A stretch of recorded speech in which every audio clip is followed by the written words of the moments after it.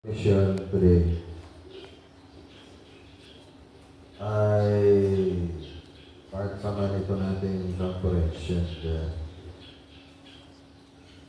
is also anticipating the time na ngayon na dito kayo at sa mga kasamahan at sa lahat na pwede makarinig ng ating mensahe ngayon. Importante sa ating panahon at saka sa bawat isa ngayon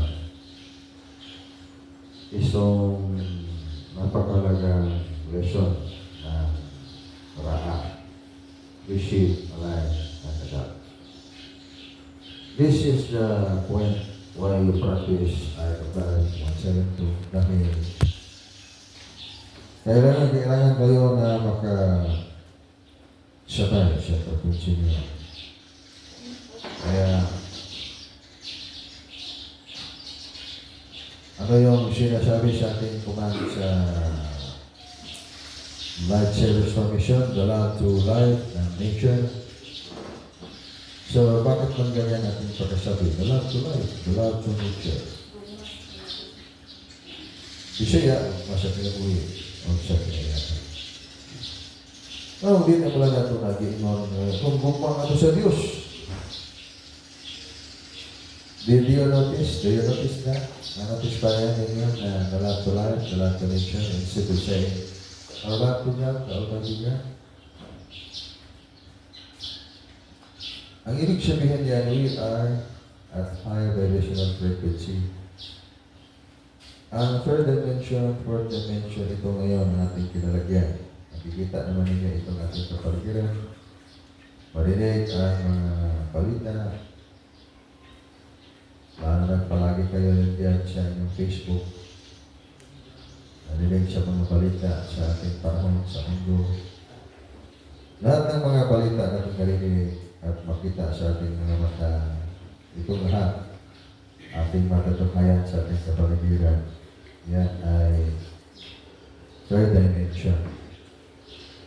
Ang kalikasan ating makita ay third dimension. Ibig sabihin, bagay na may sukat. Naanay sa physical. Kaya mahalin mo dahil sugo ng Diyos na mahilin mo ang iyong buhay, ang buhay ng iyong mga karutilan, ang buhay ng kalikasan. Sa pati kalikasan ay may buhay na dapat nating mahalin. Kaya you are at the high vibrational frequency looking downward, looking the universe, and learning how to love life, how to love the universe. Because by this time, you are now dwelling in the house of God. Nandito na kayo ngayon.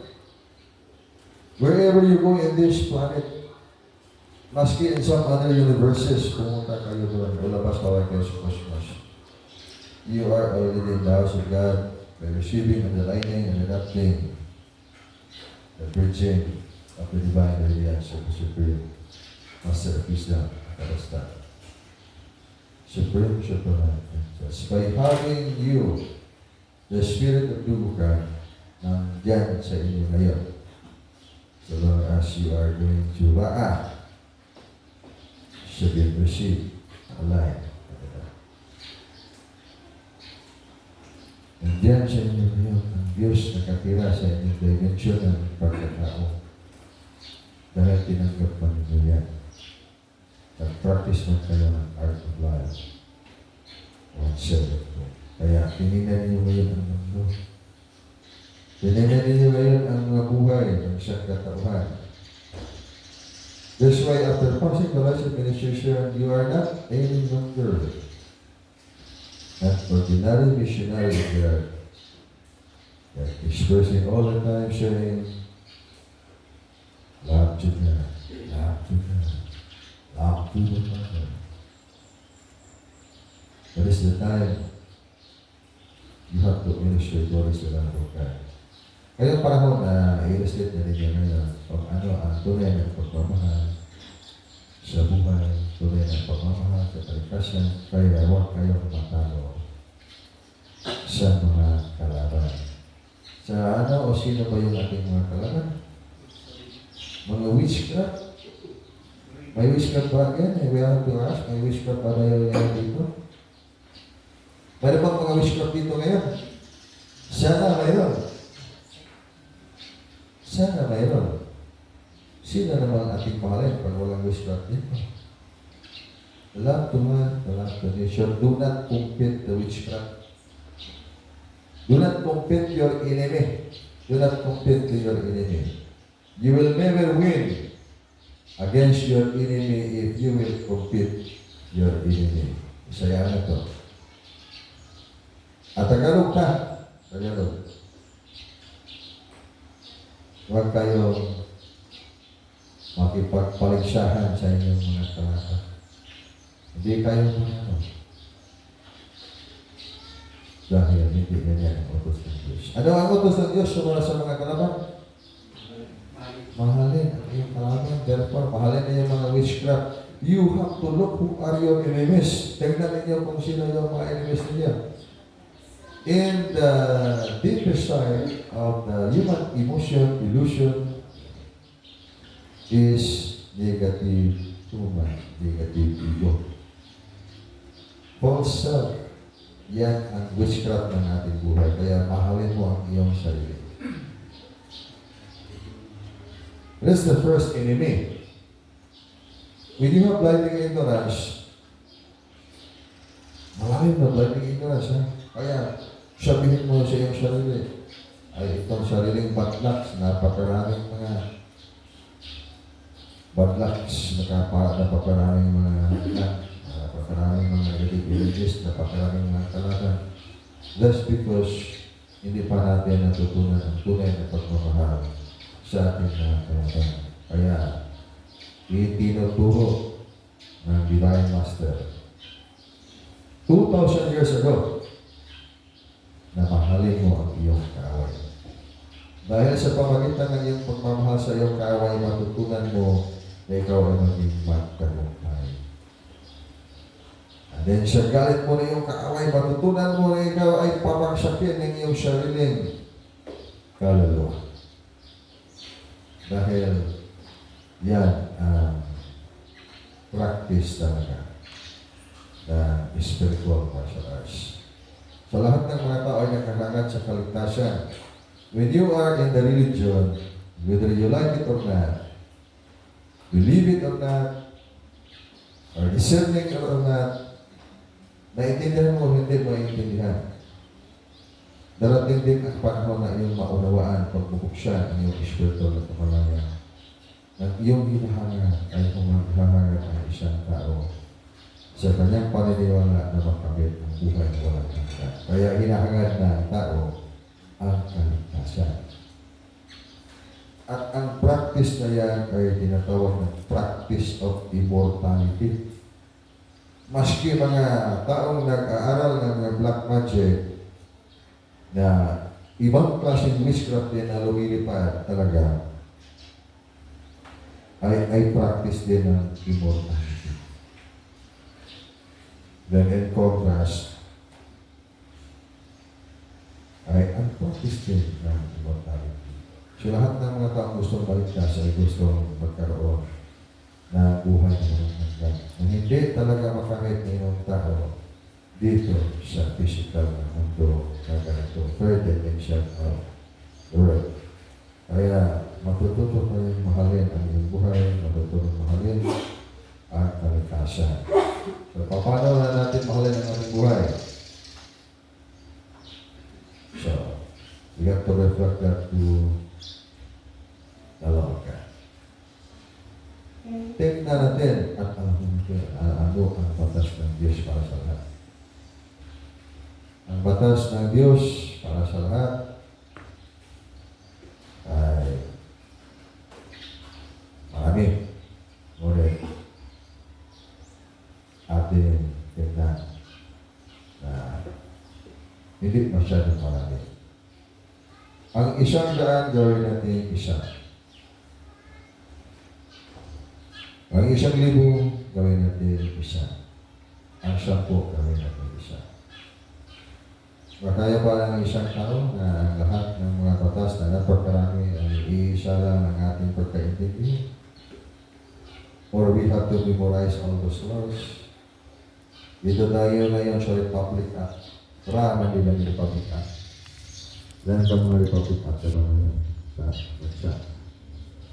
So, it would be more than 11,000 or almost 12,000 na ngayon. And you have to memorize all those laws. To discern sa isang batas to be difficult. Kaya, paano na natin kaintindihan ang batas ng Panginoon ngayon sa panahon? Na bago na ngayon ang panahon. At sa darating na panahon na mas bago pa ngayon ang atong panahon. So we have to follow the commandment of God. First commandment is, ano ba yung commandment na dulukan? We have 3 commandments of dulukan. Love God above all. Second, activate wisdom. Third, dignify dulukan. Okay. Get the one, and then you can fulfill all the laws of God. Which one of those laws of dulukan na kailangan ninyong matutunan? And then you can fulfill, makumplito ninyo lahat na pagkaintindi sa mga batas ng Diyos. Ang sagot ay kunin niyo sa gitna. Ang sa gitna ay activate wisdom. Yan ay batas at suko din ng Diyos na kayo ay magkaroon ng karunungan upang inyong maintindihan. At all the rest na mga kailangan mo sa buhay ay ibibigay sa Diyos. Magkaroon kayo ng karunungan upang ating magagamit sa ating pagkipaglaban sa ating mga kaaway. Mismong ating mga kaaway, ang ating isa sa mga kaaway ay ating sarili. Itinatawag na human negative ego. Hindi mo makayang patayin ang iyong human negative ego. Kung hindi mo matutunan ang pagmamahal mo sa iyong sarili. Dahil ikaw hindi yan. Kaya when you are loving your brothers, your sisters, talagang kaawin mo yung brothers and sisters and illustrated by the life of the Divine Master 2,000 years ago. Pasiluwa sila masaya sila dito. That's why you have to forgive yourself. You don't know what you have done. And then all the rest will be fine. So ito ngayon ang ating kailangan. Soul purification. And we are writing the book. And the name of the book is the Book of Dulukan. What's a divine revelation? Kaya you are the living witnesses of God's manifestation. Dahil kayo ay mga sisters of God and God. 1:17. Ngayon lang kayo. Ilan kayo? Marami ngayon. Marami ba kayo ngayon? Hindi. Ay, marami kayo ngayon. When you are one with the oneness with all, ang prinsipyo na niyan, dahil natutunan na ninyo yung batas ng karunungan, makikita ninyo nga isa lang kayo ngayon, ngunit ilan man katao sa mundo, ayan ang iyong katawan. So hindi na kailangan hanapin pa yung mga tao. At tayo na lang yung lumiwanag ang araw, at ang mga bituin dyan sa kalangitan ay magsayaw. At darating ang iyong mga katawan. Sila yung mga tao subject to us in life. It's a higher dimension. Kaya, thrilling na karoon ang mundo dahil malapit na ang panahon. Pag sabi ng Divino Maestro 2,000 years ago, malapit na ang panahon. Totoo namang malapit ang panahon. At naganap ang panahon. Ngayon, malapit na ang panahon. At palapit na ang tagpusan ng panahon. Hindi ito matapos ang mundo pag hindi matapos ang panahon. Kaya lahat ng sinasabi ng Divino Maestro, Divine Master ng Langit, ay matupad. Walang hindi matupad. lahat ay matupad. So, this is the very time maghanda sa panahon dahil talagang matapos ang panahon upang may bagong panahon na isina at bagong tao na rin kayo. At sana na sa pagkabagong tao ninyo ay hindi dito sa mundo ito. Dahil ang mundo kailangan ng puntahan would be the palace of the Olympic stars. Ibang term na naman itong ating ginamit, no? Pero yan ay katotohanan. Palace of the Olympic stars. Dito ay palace ito ng mga humankind, alien kind. Kaya ngayon, ang mga tao sa mundo, division ng mga tao, at mga aliens, nagpaligsahan karon sila, contest karon sila. Kung sino makapasok sa supreme formation of life in the palace of the Olympic stars. Kaya, pag-journey na sila doon sa kanilang mga calcium mystery na mga paaralan, doon sila magtagpo-tagpo at mag-exhibition sa kanilang mga matutunan. So, this is really the time na huwag ninyong sayangin ang inyong panahon. Nakita naman ninyo ang inyong mga kakayahan at ang iba ay duda pa sa inyong mga kakayahan dahil hindi pa niya natutunan ang tunay na pagmamahal sa inyong mga sarili. Panahon na mayroon kayong mga sentimento o pedikamento ay talunin kayo ng inyong mga kalaban dahil sa pamagitan ng inyong pamaraan, inyong talunin ang inyong mga kalaban sa pamagitan ng tabak. Hindi ninyo talunin ang inyong mga kalaban sa pamagitan ng liwanag na batas ng Diyos na ang tawag ay wisdom. Kaya hiningi ng isang hari in the person of Solomon sa nakaraang mga panahunan na magkaroon siya ng karunungan kumilala sa mabuti sa masama. Dahil hindi mo makilala ang mabuti sa masama pag ikaw ay may kaalaman lang. Ang klarong iyong matutunan kung ano ang mali at tama. Ngunit yan ay bunga ng kahoy na ang bunga ay kamatayan dahil yan ay rooted in the mental dimension of the soul. It must be magkaroon tayo ng karunungan. Karunungan kumilala ng mabuti sa masama. Karunungan walang kapantay.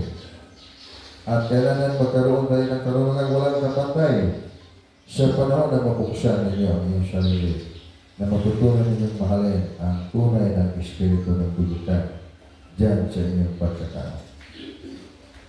Kaya ang ating organisasyon, hindi natin pinalalanan na kahit anong pangalan, tinawag natin ito ng dubukan. Inner core is, ang inner is that is core. Ang core ay inner. Ang dubukan ay core pa rin. Kaya, triple redundance yan. Para ating maintindihan na kayo ay may dubukan. So, ipagsamantala na ninyo sa inyong kaalaman ngayon na kayo ay may dubukan. Kaya, abutin ninyo ang karunungan na yan. At ang karunungan na yan ay hindi ninyo makamit pag mayroon kayong galit sa inyong mga kaway. Mayroon kayong galit sa inyong sarili. Mayroon kayong takot sa buhay. So, kailangan ng maliwanag ang inyong kaisipang espiritual at pagkaroon ng karunungan. Ang karunungan ay inaadman na sa Bisaya, karunungan sa Tagalog. That is very different from knowledge. Knowledge, you can obtain knowledge anywhere in the world. Basta ka ng agad, makinig ka sa mga magtuturo. At yung mga kasanayan na kamit mo sa kanag-aral yan lahat ay mga kaalaman. At dito tayo sa karunungan. Ang karunungan ay Diyos mismo ang magtuturo sa inyo. So, paano man kayo matututo sa karunungan?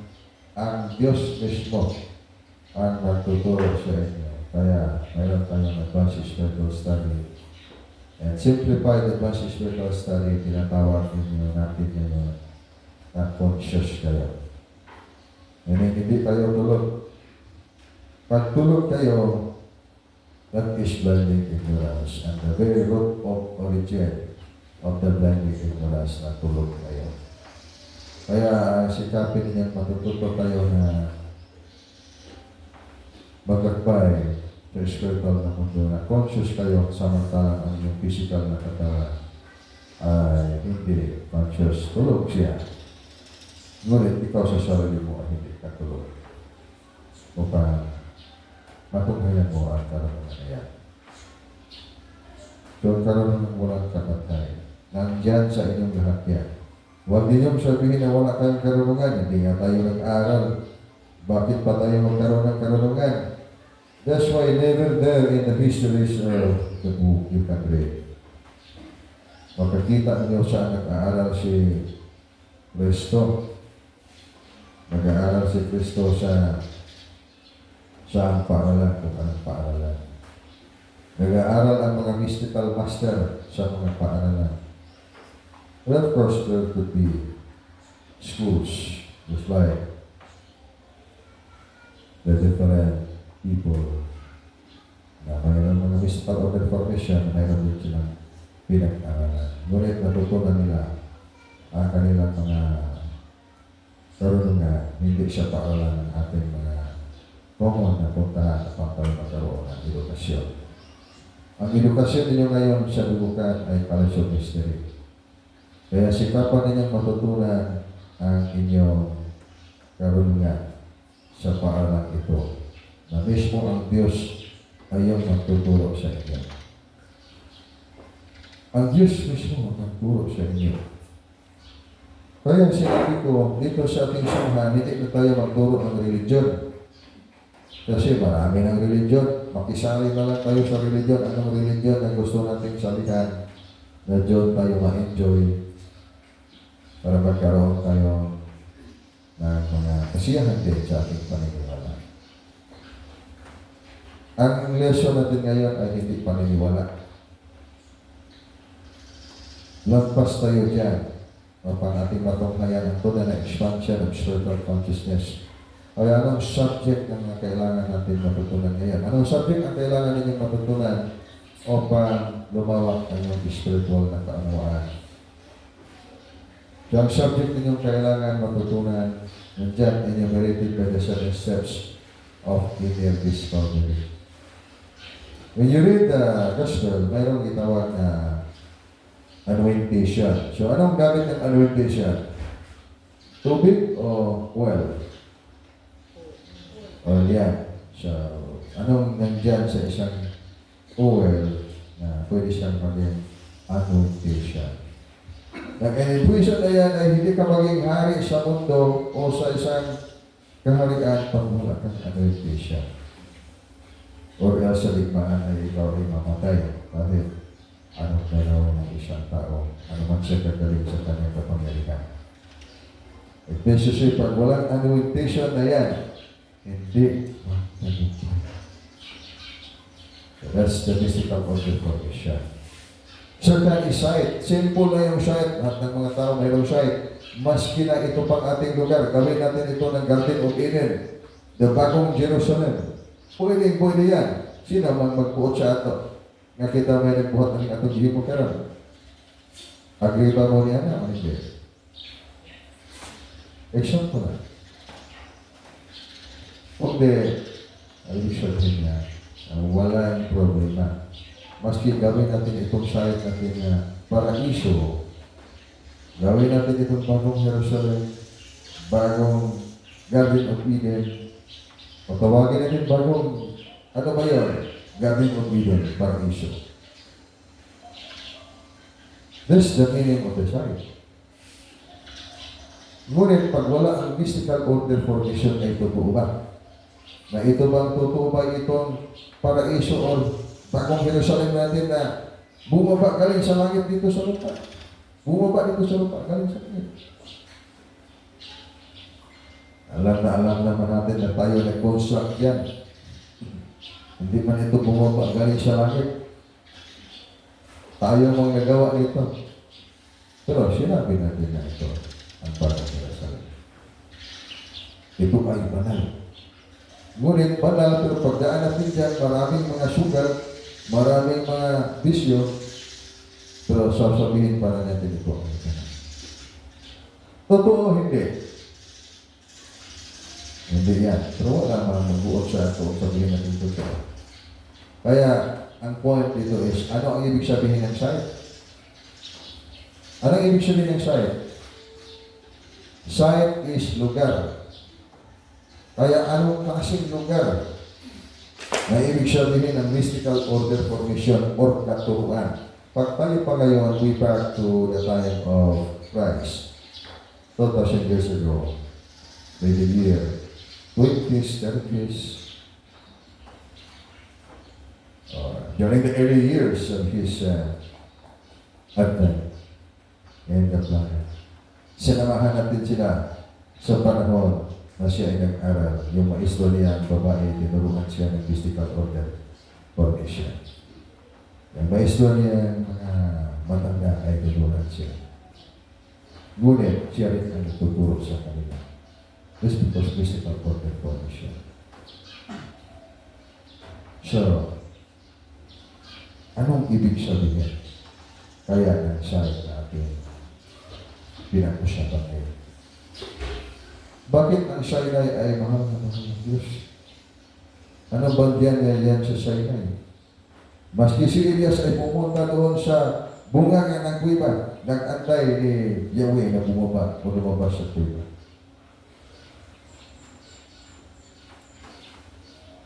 Si Moses ay pumunta doon sa Sinai, pumasok sa kuiba. At doon nakipag-usap sa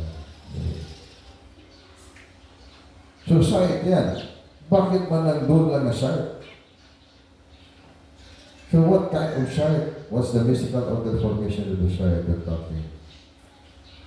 Kaya nga, subject yan na dapat yung pag-aralan. Kasi, ang mga sight yan na may aerial dimensional portal.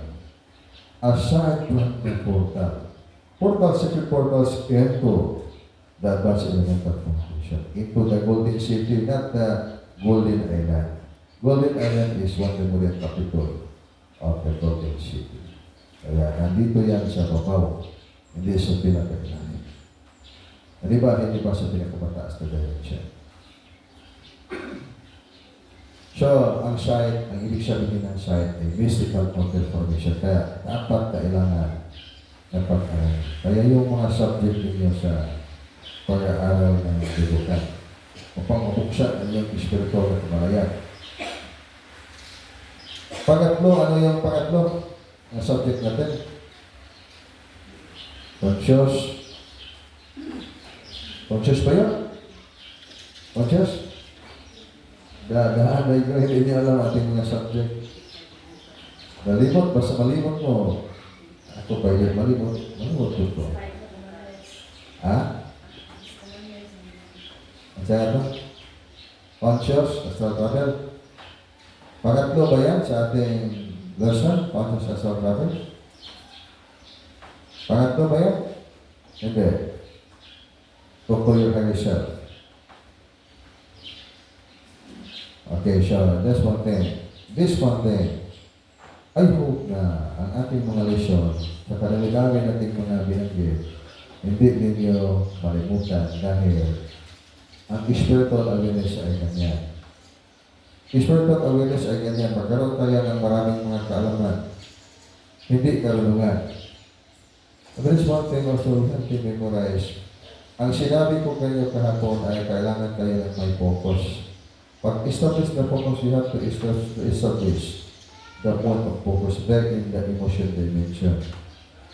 Pag makasulat ng yan sa inyong mga puso, automatic yan ay yun sa inyong mga isip.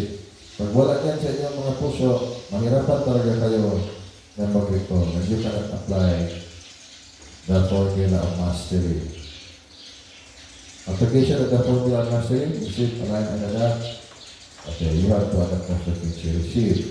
You have to align the wisdom. And the most important of the mastery is remember to memorize and forget. Okay, forget everything. Kalimutan na niyo lahat ng mga batas sa Panginoon masunod. Memorize all along, you will become so fanatic. Seek ye first the kingdom of God, and all these things shall be added to you.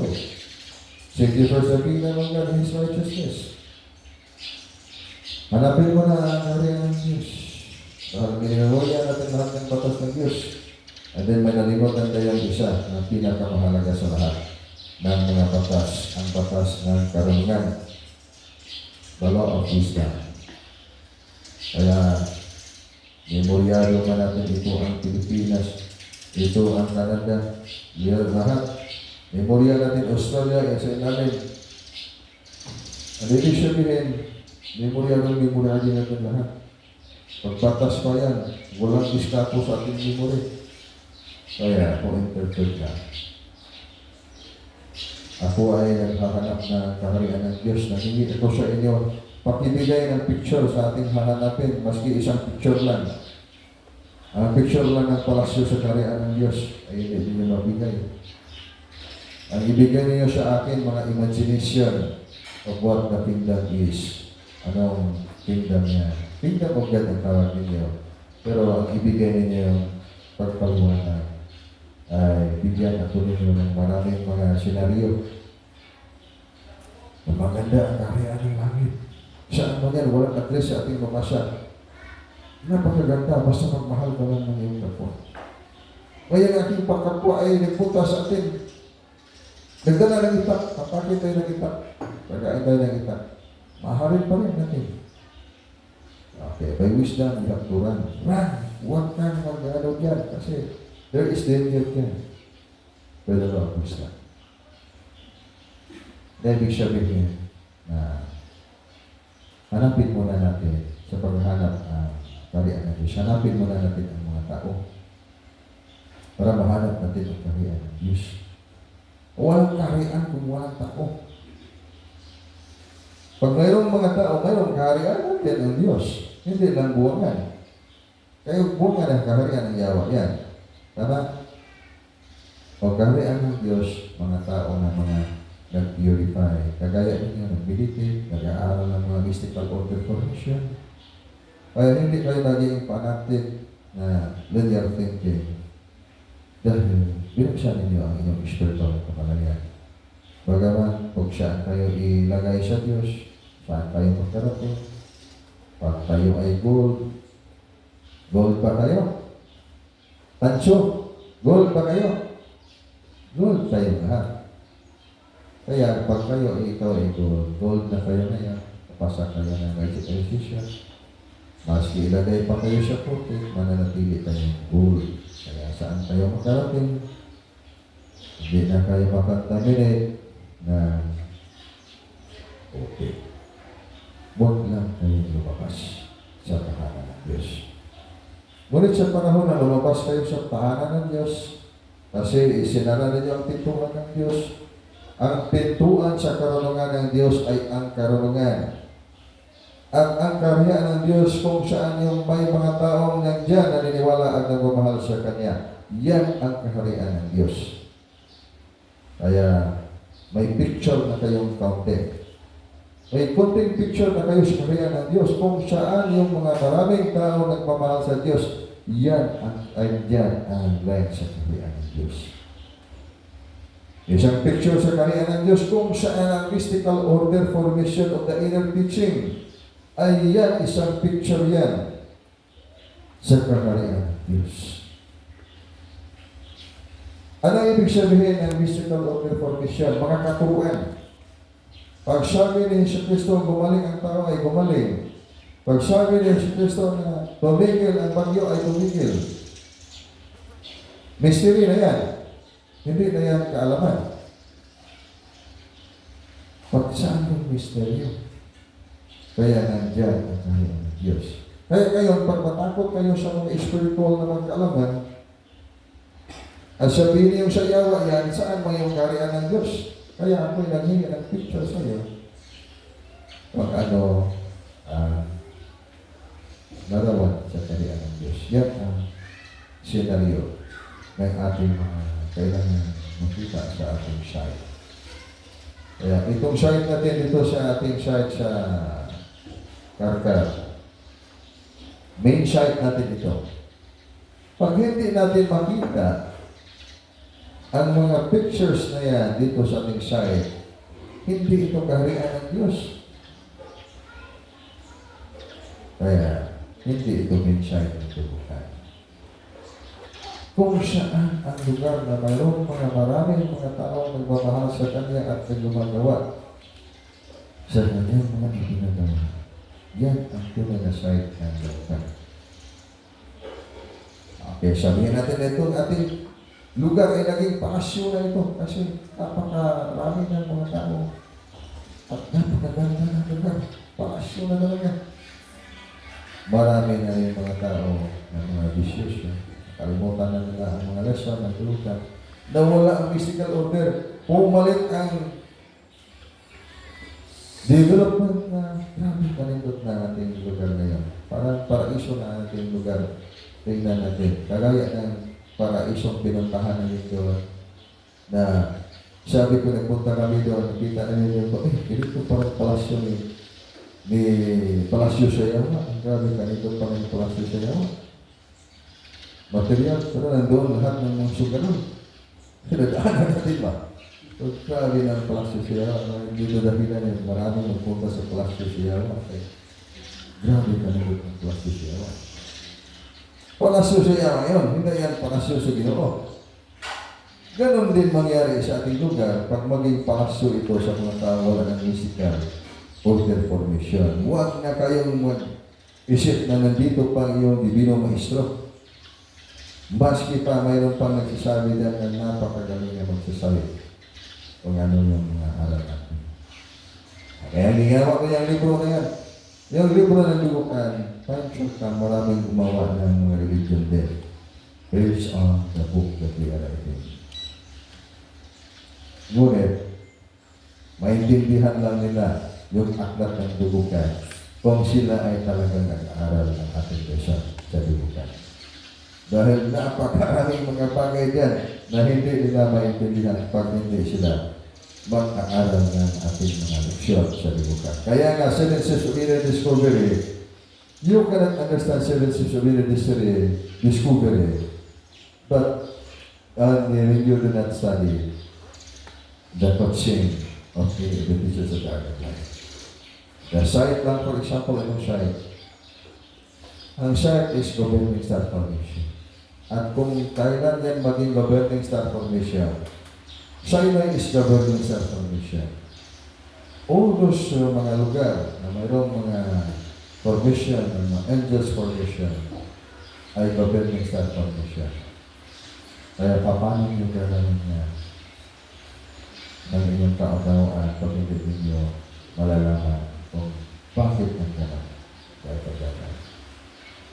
Kaya there is a listing for the real dimensional portals. The real dimensional portal. Yan, marami niyang mga real dimensional portals. Kaya you have the list of all those dimensional portals na na-enumerate lang natin muna ngayon. And then you have to connect and connect and connect. And all those functions nandiyan na lahat sa inyong malaking mga magagawa by becoming of the fifth command of the Superlight in Church.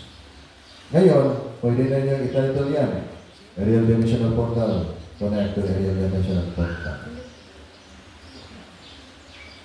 Yan ang kinaiyahan ay sa Tagalog niyan ay kalikasan. Sa kalikasan ng mga bulkan, mga tubig, pag maggumawa ng alien technology ng malaking bagyo by the web of the alien opposite force. Sabi na alien opposite force, alien technology. Yan, pwedeng magawa mo yan. And then yan ang aerial dimensional ang maging inyong mga connection to stop the formations of the opposite formation.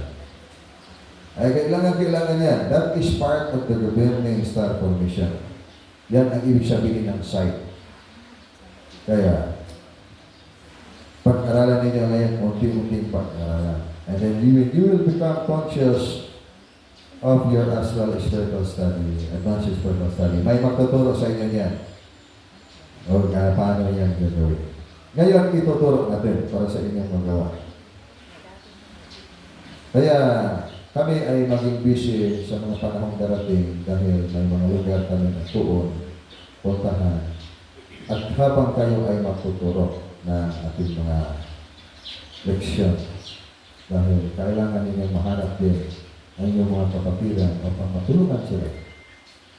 Matulungan sila, idagdag na lang nila itong ating mga karunungan sa kanilang mga kaalaman. Wala nang problema sa mga belief. Wala nang problema sa mga ng mga klaseng reliyon o grupo dahil alam naman kayo, alam naman ninyo na makisama sa kanila. Idagdag na lang ang inyong mga kaalaman at sa kalukuhan. At magbago ang panahon. Magbago ang panahon dahil nandiyan na yun sa langit ang mga anghel na yan. Ipinadala na ng Supreme Master. Nagantay na lang sila sa inyong pagkabuo. Nagantay na lang sila sa inyong pagkabuo. So, pag puklorin ninyo ngayon ang inyong mga kapatiran, kahit ng iba't ibang reliyon, at gagawa na lang tayo ng paraan na kung paano sila makaintindi dahil pagdating ng panahon din na okay, time's up. Ang Diyos na mismo sa langit na magtawag sa kanila. At dadaan na yan sa aerial dimensional portal. Ano ibig sabihin ng aerial dimensional portal? So, another meaning na naman ng aerial dimensional portal. So, sila na yung makagawa niyan. Kaya sinabi ng Diyos na yung mga may pamdinig ay kailangan makinig sa sabi ng banal na Espiritu upang maging magdaugon at produce tayo. Ngunit hindi rin makinig at makarinig ang mga tao. May mga mata, hindi makakita, may mga tayo, hindi makarinig. Dahil tayo ang nagtawag sa kanila. Ngunit sa panahon na tapos na ang ating turno, Diyos na sa langit ang magdawag sa mga tao. Dadaan na yan sa tinatawag ng aerial dimensional portal. Hindi na ako magsabi sa inyo ng ganito. Sabihin ko na lang, okay, watch a divine revelation na lang tayo. Yan na lang statement na yan, watch a divine revelation. Dahil kahit ang taong walang tainga, walang mata ay makarinig, maski pa walang tainga, walang mata, hindi na kailangan pang sabihin makinig. Ang tao, lahat ng mga tao, pasti mga alien, maski walang mata at walang tainga ay makarinig. Kung ang Diyos na mismo ang magtawag sa kanyang mga tao. At dadaan mo yan sa tinatawag na aerial dimensional portal. Kaya, mayroon pa rin maraming kalikasan ng mga tao. Sa iba't ibang mga proseso na lang. Kaya ngayon, kayo ay ang nakalaking pagkakaiba sa inyo ngayon. Kayo ay mga magtuturo ng buhay. Saan, kahit saan kayo magpunta. Ituro lang na ninyo dyan sa langit. Na ang Diyos nandiyan sa langit at ang kanyang mga ilay nandyan. Makikita ninyo sa inyong mga mata. Wala na magsasabi sa inyo kayo ay mga sinungaling. Dahil itinuturo niya yan sa gawa. Hindi itinuturo niya siya sa salita. Kung at magtanong man sila na ano ba yung ebidensya, okay, bigyan ninyo ng direction, ito ang gagawin mo upang maputunan mo kung ano ang ebidensya. Or else maging paaralan tayo ng formal education. Naturoan natin ng mga tao ng kaalaman. Hindi siya kaalaman. Kaya, pagsama-samahin ninyo yan, mayroon kayong kaalaman, kaya mayroon kayong artist, mayroon kayong hilot, mayroon kayong exercises, breathing exercise. Dahil yan ang inyong kailangan. Dapat kayo ay maintindihan sa sanlibutan. Eh hindi pa talaga makarinig ang mata o ay wala ng problema. Dadaan sila sa tinatawag na yan. Sight, ang ibig sabihin ng sight, learning self-permission ng mga activities. Ayan. For the explanation of the watch, Ariang Revolution. Matutugnan yan ang lahat ng mga tao.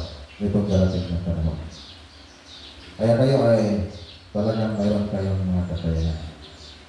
Ang inyong mga kakayahan, hindi na yan magawa ng kahit sino mga tao na wala, hindi sila nakakulit sa Supreme Master of Wisdom at Karasang Supreme Sutera ng Diyos. Kayo ay hindi na kayo, huwag na kayo matakot sa, yung sabi niyo, matakot sa impyerno. Magpunta kayo sa impyerno pang sabi ni Haliming Iris, sabi ko sa kanya, puntahan mo sa impyerno, tingnan mo kung ano yung mga experience mo mamayang gabi. At dahil kagabi mo. Early morning, sabi niya, ay hindi pa ko nakapunta sa impyerno. Ang aming napuntahan ay kasiyahan man. Ay, mas maganda yun. Kasiyahan pala na kasiyahan ang napuntahan mo. Okay, I have to share that story as for sake of understanding tonight during the meeting. Tonight, meron kayong forum. We're in the forum. Hayaan ninyong ipaliwanag ang inyong mga karanasan, nakaraan, bago o ngayon, o sa mga hinaharap. And then, magkaalaman kayo sa inyong mga kaalaman at sa kakaranasan. And then the mission of the book is to supply you information na kailangan sa inyong College of Mystery lesson para makapasok din kayo sa tinatawag na Beyond College of Mystery. Beyond College of Mystery, maski ka PhD kayo sa College of Mystery, basta wala kayong authority ng 772 formation, mahirap, walang chance na makapasok yan. Dahil yan ang paraan, order of the formation. So, ibig sabihin, talagang gagawin natin.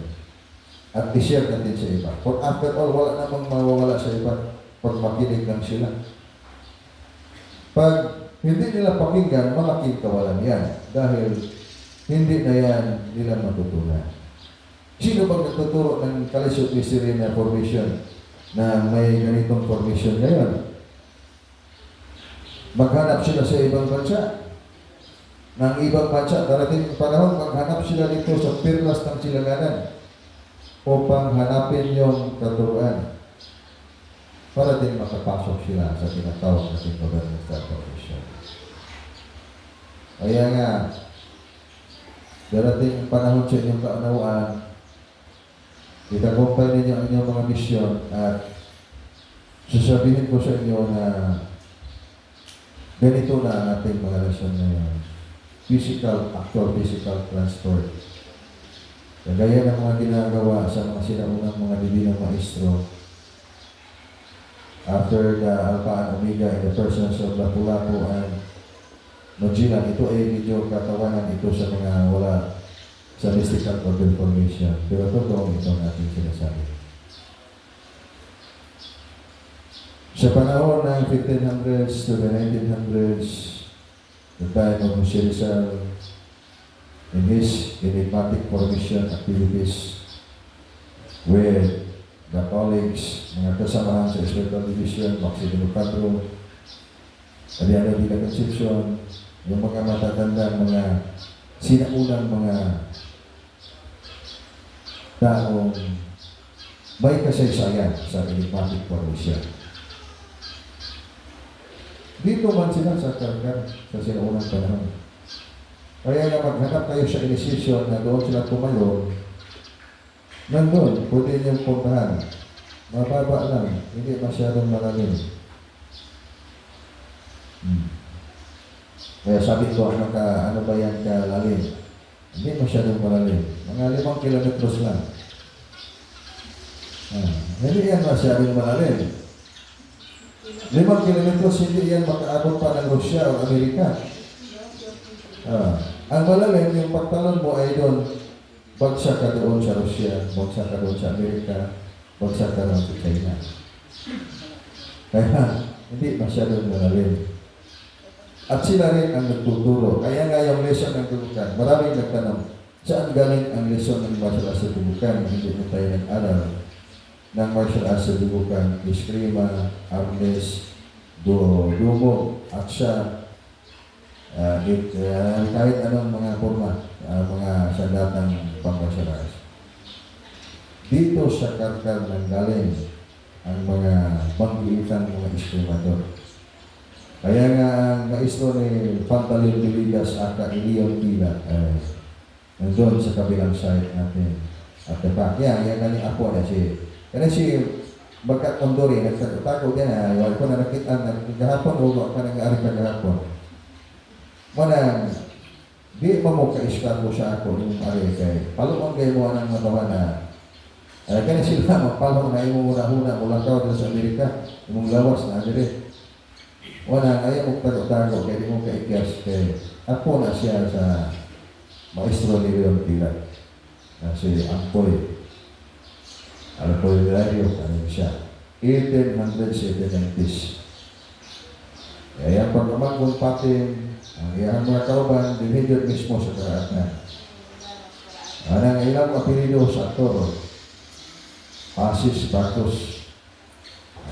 Si Lupas Narto, may mga illustrator sa mga saktor na mag-ibang diskrimador, kasamahan nila ang gano sa sinaunang panahon, mga bata pa kanilang mga katawan. Dito sa Cebu, bago pa sa nag-spread sa ibang panig ng Mindanao. Kaya, ang Mindanao is battleground. Ang Luzon is battleground. Ang Cebu is resting place. This is a place for the tawagin natin trono ng mga hari sa iba't ibang mga bansa. Dahil dito lang sila mag-relax-relax kagaya sa ginawa sa sinaunang panahon nila ni Yesu Cristo, nila ni King Solomon, nila ni King David, at sa ibang pang mga hari sa mundo. So, sino man na magsasabi na si Cristo mismo ay nagpunta sa ating bansa? By the year 2000 years ago. That's why, yung mga hari sa sinaunang panahon pumunta sa perlas ng silanganan. Alam na alam niyan sa mga mystical order formation masters dahil mayroon silang mga lugar-lugar sa bawat lugar dito sa ating bansa. Kaya sila rin nagsubo ng mga tao na yun na pumunta dito para mayroong kasaysayan ng ating bansa. Pero huwag na tayo pagpaguhin natin kasaysayan dahil hindi yan maaari. May kasaysayan tayong iba na hindi napala dyan sa kasulatan. Kaya ang kanilang mga aral ay dito natin ipinipreserve. Sabi ka doon kasi kami, ako magkakaglawas ka doon, masirang albo. Si Rizal ay napakagaling yan sa eskrima, sa espada. Bago pa siya nag-aral ng eskrima, nagturo na siya matagal ng panahon. Kaya huwag na kayong magtaka kung bakit mayroong mga napakaraming mga taong naniniwala sa tao na yan. Pag wala kang mystical order formation, sasabihin, bakit kaya yung ano bang kalaman yan? Alam ba natin kasi sayan yan, lahat? Kasi sayan. Dahil binasa mo yung lahat ng mga aklat. Dahil nahahanay yan sa kalaman, hindi yan nahahanay sa karunungan. Ngayon, ang inyong tignan ngayon kung ano yung karunungan. What is the mystical order of the teaching of Moses? What is the teaching of the mystical order of the teaching of Solomon, of David, of Abraham, of yung mga pero pa sa unang panahon? The mga original celestial masters, which were the origin of the Talmudics. Hindi na yung mga bagong mga pero secret in the book. Dahil napakatagal na ang panahon. So, ngayon, pag ang mga tao ay magkapunta kayo sa saan lugar man, pag ang mga tao ay medyo magulo ang kaisipan kung ano ang tunay ng lugar ng mga mysterious lives dyan, manifesting the stars, gagawin mong strategy. Sabihin mo yan, mga angels of the supernatural life yan. Mga agil yan sa Diyos na. Yan hindi sila maniwala. Hayaan mo na. And then, pag gusto nyo mag-aral, teach them the lesson. Pag matututo na sila, ay maniwala sa angels of the supernatural talaga yan. Then sabihin mo, mga alien mo yan, satellite mo yan. Then sila na rin hindi maniwala sa iyo. Sila na mismo magsasabi. Yan ay mga aliens yan. Kasi ay mga angels na ito yan, hindi ang mga aliens kasi mayroon akong karanasan. Ano na experience? Ginala ako nila doon sa spiritual mundo. Dito ang panahon ngayon Sa ngayon, na kayo ay magturo. Kayo na ngayon ay magtuturo ng buhay. Sinabi yan. Kaya nga si Pablo sa unang panahon, doon sa sudlo, sinabi niya na ang mga tao ay maging magtuturo ng buhay. Ang mga tao walang kaalaman, maging magtuturo ng buhay. Sinabi rin nila siya. Kaya mga walang kaalaman, maging magtuturo ng buhay. Abot ang panahon, nabisyan pa ang mga tao may kaalam. Ilang pakaalaman. Dahil kayo ay mga magtuturo ng buhay. Ngayon, kopyahin na lang natin ang kanyang salita. Baka magpagkapalan pa tayo din sa panahon na yun. Sabihin na lang, kopyahin natin. Kaya hindi man tayo sila sa sinaunang panahon. Alam lang natin ang lahat ng kasaysayan na yan. Dahil alam natin yung lahat ng mga site na yan. Kaya ako ngayon, sabi ko sa inyo ngayon na talagang maging magtuturo kayo ng buhay. Dahil ako mismo ay inutusan ng Supreme Master sa langit na ituro sa inyo ang lesson na ito para kayo maging magtuturo ng buhay. Paano kayo maging magtuturo ng buhay? Okay, comment to the Supreme Secretary Angels. Ulit, maghanap pa kayo ng ibang paraan nga yan na isasabi ng Supreme Master. Ulit pa, ulit. Maghanap pa kayo ng ebidensya. Babasa ba yun sa aking aklat? Kaya mga akong aklat. Naggawa pa tayo ngayon ng aklat. Ako ay wala ng aklat kasi lahat ng mga aklat natin ay doon. Sinauwi na doon siya. Sinauwi na natin kasi walang silbi ang ating mga aklat ngayon sa panahon ngayon kasi masyadong nadibilap ng mga ego sa mga tao. Nagkaroon ng kaunting kapangyarihan at napakalaking ego na hindi na nila makayang talunin mismo ang kanilang sarili, na mahalin ang kanilang sarili dahil hinayaan na nila yung sarili nila na lamunin sa kapangyarihan ng kanilang kalaban, mismo yung kanilang sarili. Dahil natutunan nila ng mga kapangyarihan niya. Kaya complete surrender na ngayon. Ang lesson ngayon ay complete surrender to God. Para matutunan natin kung anong tunay na pagmamahal ng buhay at kalikasan. At darating din ang ibang mga grasya dahil matutunan na natin. Walang katapusan ang ating mga pagpaliwanag hanggang sa hindi pa rin natin ito maunawaan. So kaya ito ay walang katapusan. Balik ang panahon na sa doon matapos. Ang kapalinawagan ay walang katapusan ng kapalinawagan. Walang katapusan. Balik ang panahon na matapos. So, walang pilas behind. Pagbalaan sa kinabuhi, huwag siya pinaiyahan. Din.